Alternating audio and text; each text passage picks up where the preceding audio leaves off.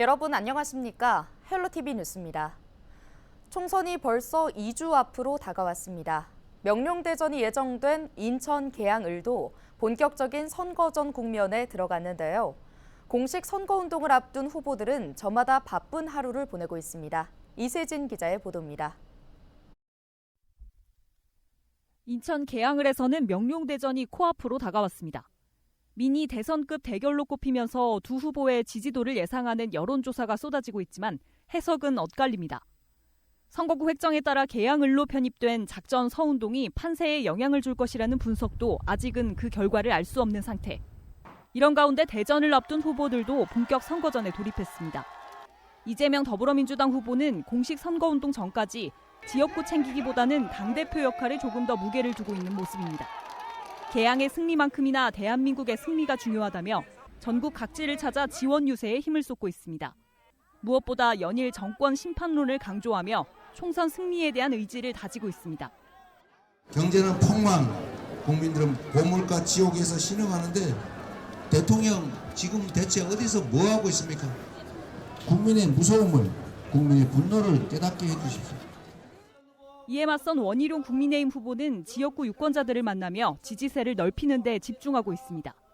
지난주 공식 출마 선언을 통해 계양은 나의 마지막 지역구라며 주민들의 지지를 호소하기도 했던 원 후보. 철도 공약을 비롯한 지역구 공약들을 잇따라 내걸며 공격적인 유세 활동을 이어가고 있습니다. 지하철 9호선, 2호선을 연장 개통하고요.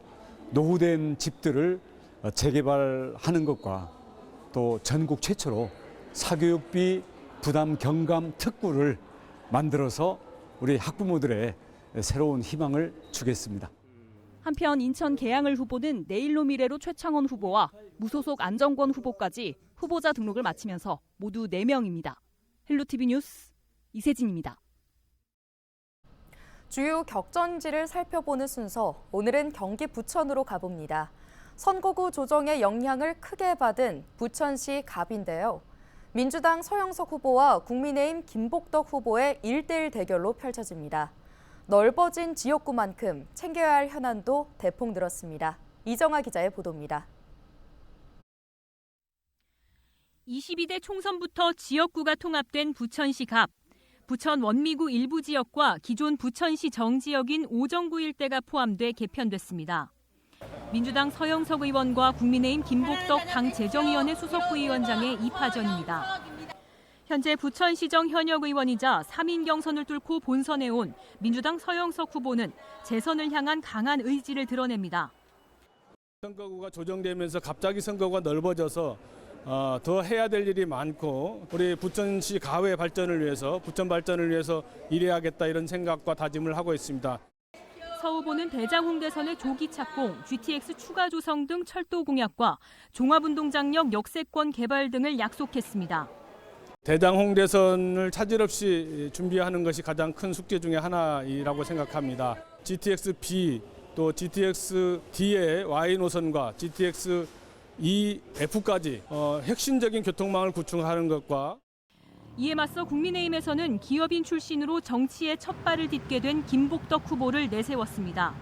지금 부천은 급격한 인구 감소, 교육 여건의 악화, 수도권에서 가장 빠르게 쇠락하는 도시가 되었습니다. 이런 도시를 재건하고 다시 리모델링하기 위해서 김 후보는 부천 서울 편입, GTX 광역교통망 확충, 원도심 재정비 등을 공약했습니다. 서울에서 가장 인접 지역인 오정구 일대를 서울 편입을 강력하게 추진하고자 합니다. 교통 허브 역할을 할 수 있는 GTX B 노선, D 노선, F 노선을 신속하게 착공할 수 있도록 하고 재선에 도전하는 현역 국회의원과 패기로 승부하는 정치 신인의 맞대결. 유권자도 아직은 낯선 부천시 갑 선거구의 표심은 어디로 향할지 관심이 쏠립니다. 헬로티비 뉴스 이정아입니다. 제22대 총선 국민의힘 부천 선거구 후보자들이 27일 공동 기자회견을 열었습니다. 이번 기자회견에는 김복덕 부천시 갑 후보, 박성중 부천시 을 후보, 하종대 부천시 병 후보가 참석한 가운데 열렸는데요. 국민의힘 후보 3위는 이 자리에서 민주당이 장악했던 침체기의 부천에서 벗어나 균형 잡힌 정책 개발과 과감한 추진력으로 제도약의 부천을 만들어야 한다고 강조했습니다. 또 지역 핵심 현안인 경인전철 지하화, 경인고속도로 지하화, 광역교통망 구축, 외곽순환도로 정체 해소 등을 해결하는 데 힘을 모으겠다고 밝혔습니다.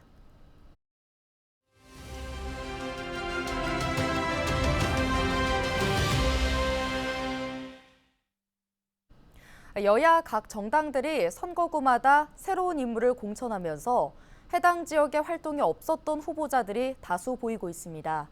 지역 현안에 대한 이해가 부족하거나 선심성 공약을 앞세우는 일은 없어야 할 텐데요. 유권자들이 꼼꼼히 살펴봐야 할 것 같습니다. 인천대 정치외교학과 이준환 교수와 함께 이야기해보겠습니다. 교수님, 선거구마다 새로운 인물들이 많이 등장하는 것은 환영할 만한 일인데 그동안 지역 활동이 없었던 후보자들이 많아서 걱정입니다. 지역과 현안에 대한 이해가 부족한 후보자들이 많은데요. 이런 후보자들은 어떤 공약을 제시해야 할까요? 후보자들은 4년 동안 만약에 당선돼서 국회에 간다면 그 지역에 정말로 필요한 그런 일들, 현안들을 풀 수 있는 공약들을 제시를 해야 돼요. 그래서 정말 현실성이 있어야 되고 예산의 적정성이 있어야 되고 또 그것이 우선순위가 시급한 것부터 그리고 무엇보다도 민생에 직접적인 영향을 줄 수 있는 그런 공약들을 내걸어야 되지 그냥 선거니까 뭐 백화점식으로 이런 걸 다 하겠다 또 현실성이 없는 것들 중요하지도 않은 것을 제시하는 것은 굉장히 피해야 될 일이라고 봅니다. 네, 결국에는 유권자들이 공약의 실현 가능성이나 적정성을 판단해서 투표해야 하는데요. 어떻게 판단할 수 있을까요? 유권자들은 정말 잘 알고 있어요. 지난 수년 동안 국회에 있었던 현역 의원들이라면 과거에 공약을 내걸고 얼마나 지켰는지를 판가름을 해봐야 될 것이고 4년 전에도 내걸었던 공약을 그대로 반복한다라면 그건 굉장히 위험한 거죠. 4년 동안 한 일이 없다는 것이고 또는 실현 가능성이 없다는 그런 말이기 때문이죠. 유권자들은 이런 경력들을 그리고 또 과거에 했던 업적들을 돌이켜보는 것이 중요한 기준이 될 수가 있고요. 유권자들이 봤을 때에도 정말로 필요한 것인지 내 삶에 영향을 주는 것인지 아니면 허황된 것인지 정말 지킬 수도 없는 그러한 선심성 공약은 아닌지 이런 것을 기준으로 삼아야 되는 것이 분명하죠. 또 유권자 입장에서는 다른 사람들 예를 들면은 국회의원 선거에 출마한다고 지역에 전혀 연고도 없거나 지역에 낙하산식으로 공천을 받은 사람들이 벼락치기 공부를 해서 남이 내걸었던 공약들을 혹시 공부해서 내거는 것은 없는지 이런 것들도 이번 선거에서는 중요하게 살펴봐야 될 대목이라고 봅니다. 최근 해당 지역 활동이 없었던 후보자들이 다수 보이고 있습니다. 우려되는 부분은 어떤 점일까요? 정치학을 가르치고 있는 입장에서는 낙하산식으로 전혀 지역 연고도 없고 한 사람이 공천을 받은 것은 대의민주주의의 원칙에서 위배되는 현상이라고 볼 수 있어요. 따라서 기본적으로는 이 사람들이 지역 유권자들에 대한 모독일 수도 있고 또 어떻게 보면은 무시일 수도 있기 때문에 지역 유권자들은 이렇게 낙하산식으로 온 후보들에 대해서 굉장히 치밀하게 검토를 해봐야 될 것이고요. 그들이 내거는 공약들이 혹시 남들이 했었던 것을 베끼는 건 없는지 정말 가슴에서 우러나와서 하는 것은 있는 것인지 이런 것들을 종합적으로 검토해서 선택을 해야 될 겁니다. 만약에 묻지마식으로 공약을 내건 사람들에 대해서 낙하산을 온 후보에 대해서 묻지마식으로 당선시켜주면은 앞으로도 계속 이런 일이 반복될 수도 있기 때문에 유권자 입장에서 굉장히 신중하게 선택을 해야 될 거라고 봅니다. 네, 당선이 되고 난 뒤에 공약 이행이나 책임도 중요할 것 같습니다. 이에 대해서는 어떻게 생각하십니까? 선거는 정당이나 후보의 공약이나 정책을 유권자의 표와 교환하는 시장이기 때문에 정해져 있는 4년 임기 동안에 공약을 이행하지 않는다면 약속을 위반한 것이고 계약을 위반한 것이기 때문에 유권자들은 항시 감시를 하고 또 선거로서 표로서 심판을 해야 되는 역할을 게을리하지 말아야 될 것을 보고 공약을 내건 국회의원 후보라면 만약에 4년 동안에 국회에서 일할 기회가 생길 때에는 자신들이 내걸었던 약속들을 지키는 데 최선의 노력들을 다해야 될 거라고 봅니다. 네, 오늘 말씀 여기까지 듣겠습니다. 인천대 정치외교학과 이준환 교수와 이야기 나눠봤습니다. 다음 소식입니다. 4월 10일 총선을 앞두고 헬로티비 뉴스는 우리 지역 선거구 후보자들의 주요 공약을 직접 인터뷰했습니다. 오늘은 부천시 병선거구와 부평구 갑선거구 후보자들의 1분 공약을 들어보겠습니다.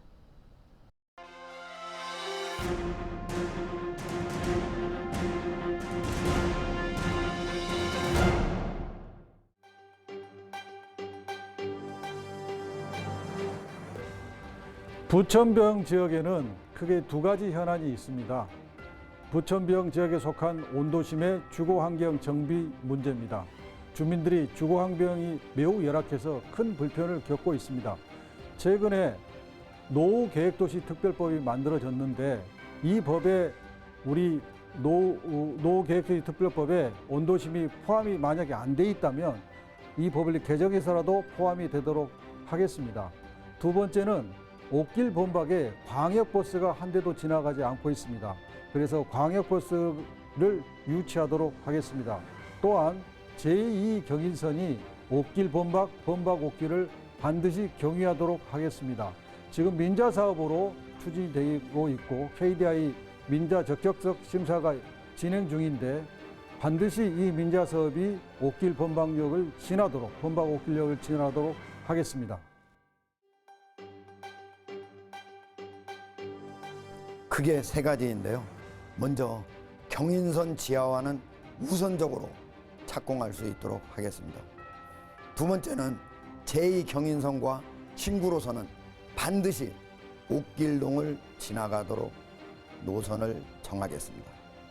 마지막으로는 재개발, 재건축이 부천시 특히 소사구에서 지지부진한데 빨리빨리 그리고 수익이 날 수 있도록 여러 가지 제도와 관행을 고치겠습니다. 이 세 가지는 부천시 안에서만 할 수 있는 건 아닙니다. 적어도 장관 그리고 정부, 대통령, 정권이 나서서 할 때만 가능합니다. 저는 그런 광범위한 네트워크를 갖고 있기 때문에 제가 말한 공약은 그냥 헛된 공약이 아니라 반드시 실행될 수 있는 공약이라는 걸 말씀드리겠습니다. 고맙습니다. 온도심 재개발 재건축이 건축비 상승, 용적률 하향 등으로 어려움에 처했습니다. 이런 여러 어려움들을 해결할 수 있는 가장 좋은 방법이 용적률을 상향하는 것입니다. 용적률 상향을 포함해서 재건축 재개발이 원활히 진행될 수 있도록 입법으로 보완하겠습니다. 옥길 범박 지역은 지금 전철 문제가 가장 핵심 이슈인데요. 제가 시장할 때 5개의 노선, 철도 노선을 철도망 계획에 포함시킨 적이 있습니다. 그러한 경험으로 빠른 시간 내에 확정되고 임기 내에 착공될 수 있도록 노력하겠습니다. 하우로 확장 공사도 제가 시장 때 추진했던 사업입니다. 빨리 추진돼서 교통의 원활한 흐름 그리고 안전한 보행이 확보할 수 있도록 하겠습니다. 옛날 소사경찰서 부지에 부천시 보건센터 유치하고 주차장과 주민 편의시설이 들어오도록 하겠습니다.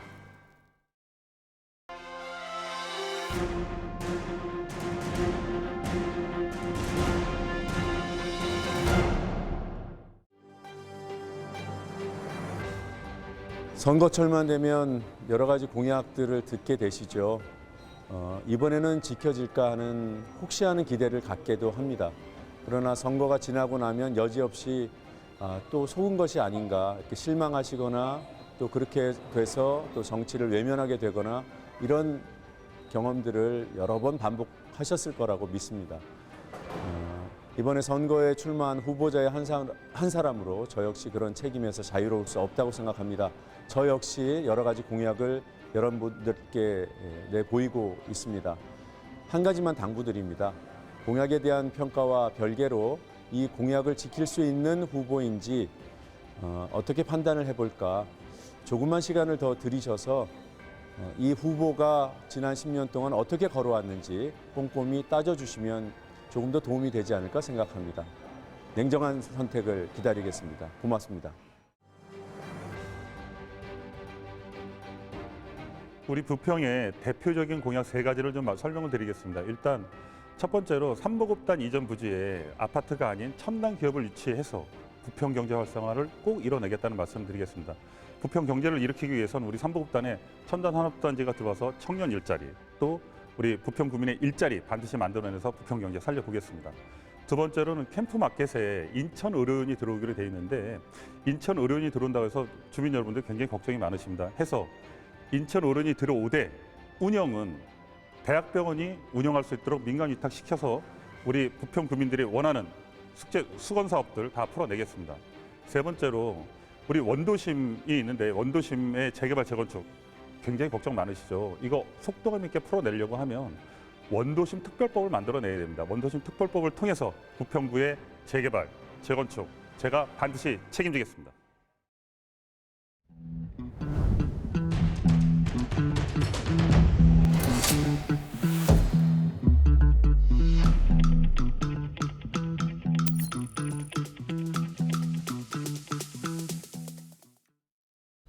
경기 김포시의 한 아파트에서 불이 나 주민 100여 명이 대피하는 소동이 빚어졌습니다.